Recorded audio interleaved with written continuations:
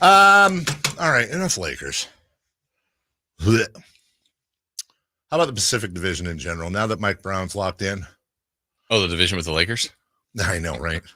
Well, if we're looking at coaches we're looking at coaches. Oh, the coaches that are signed in the Pacific Division? Yeah. There's one without a championship as a head coach. Mike Brown, right? Yeah. And soon to be, I assume, Lakers head coach, whoever that becomes. Because Kerr's got multiple, Lou's got one, and Coach Bud now has one. Or has one, not now. Hard for me to not put Steve Kerr at the top of the list. That's fine. I mean, track record, yeah. Winning percentage, yeah. It's just tough for me not to. Here's my thing with Mike Brown.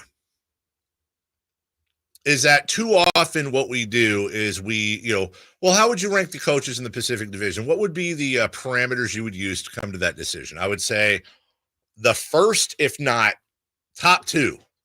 Well, what's their record as a head coach? Yeah. That's pretty logical. Sure.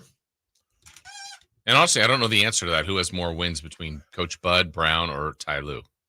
I'm assuming, Brown and Budenholzer are about the same. I would say, and I would say Lue is probably third. That's my guess. Just longevity. Well, but then it's like, okay, are we looking at total wins? Or are we looking at wins per season? Yeah, win percentage, yeah. The context is incredibly interesting here because, all right, Jason, I'm a head coach and you're a head coach. Let's go with who's the better head coach. You have a ring. I don't have a ring. Your winning percentage is 612 and mine is 566. You're obviously the better head coach and should be ranked ahead of me. I think most people would say that. I think just on those parameters. And then if we put those out as those parameters, we put that out and you had to pick A or B and people were being honest, I think you'd win. I mean, it'd be like in the mid 90s. But as so often is the case, you got to go deeper here. So, for example, but hold on.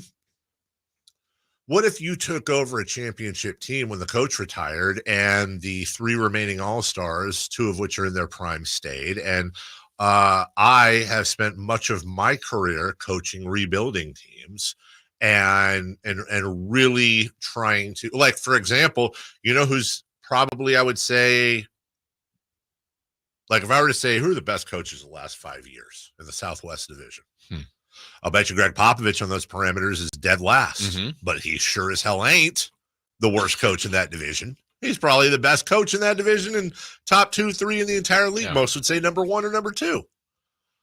So when I look at Mike Brown, I think to myself this simply, okay, who do I want to put first, Ty Lue or Mike Brown? I don't know.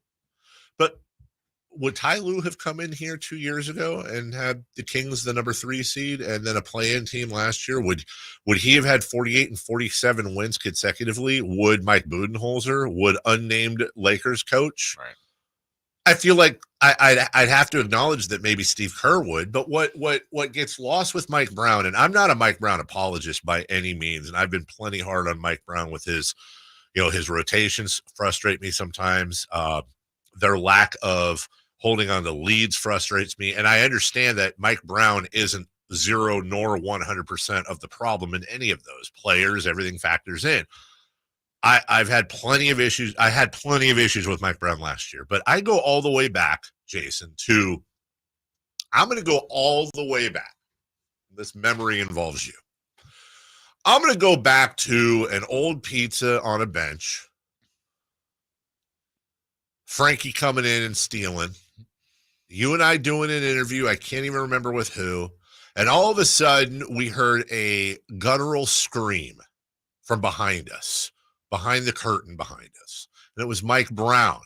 And he was screaming back and forth with Rashawn Holmes. It was a call and response scream. I always remember that. And it was like an audible representation of Mike Brown announcing his presence at training camp, his rookie year with the Kings. And it's like from that point, that's always the start. That was the starting gun for me on what he and Monty McNair did to completely gut the culture of this team and change it. Mike Brown running wind sprints saying, turn it on the Jets and all that.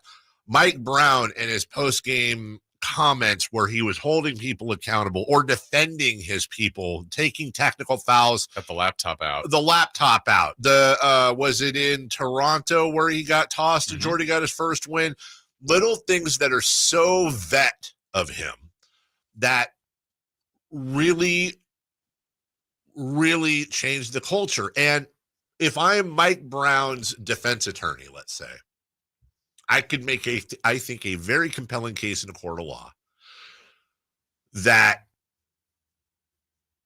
not only is Mike Brown better than Ty Lue or Mike Budenholzer, but Mike Brown at this point is a better coach than Steve Kerr for the following reason.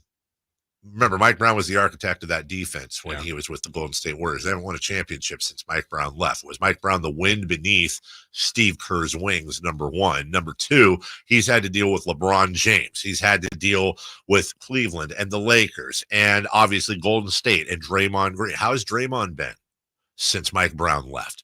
We have no idea what Mike Brown did behind the scenes. And if you want to talk about last year, I can absolutely prosecute him as having a worse year than the year before.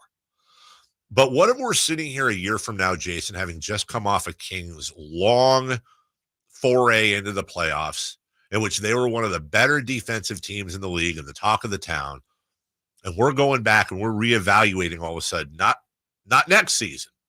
We're reevaluating this season right now, and we're looking back on that, and we're saying, you know what, that middle season, that sophomore slump they were in. First off, they won what? One less game? Two less games? Two less games.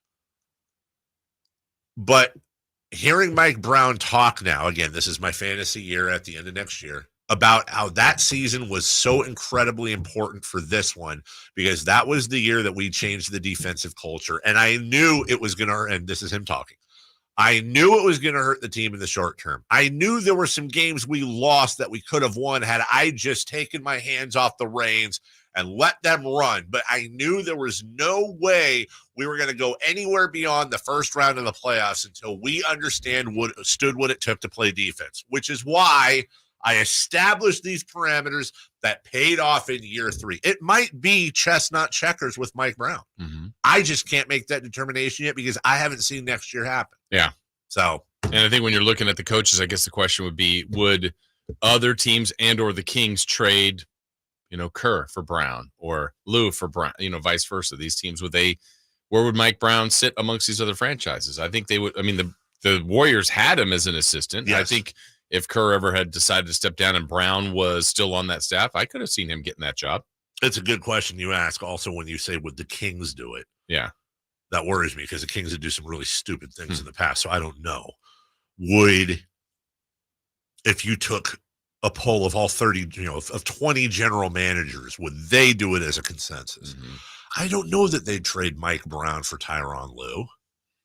I don't know that they'd trade him for Coach Bud. I would probably go Kerr. It'd be Kerr and then some sort of amalgamation of Budenholzer Lue. You could put any one of them there because you're also with Ty Lue. You got to give him a ton of credit for dealing with all those egos and really keeping it relatively quiet there. And then, as you said, Mike Budenholzer was a recent championship, but God, the way he left in Milwaukee, he obviously did something to turn them off because they wanted to get rid of him before that title. And they couldn't wait to get rid of him after that title. They got rid of him for a guy that would have ended up coaching the All-Star team, but they got rid of him for Doc Rivers. Right. Which, let's just wrap the segment up by saying, and thank God we don't have Doc Rivers or Mark Jackson. Could have been that. That could have been us. That's what I say, at least. We'll take a break when we come.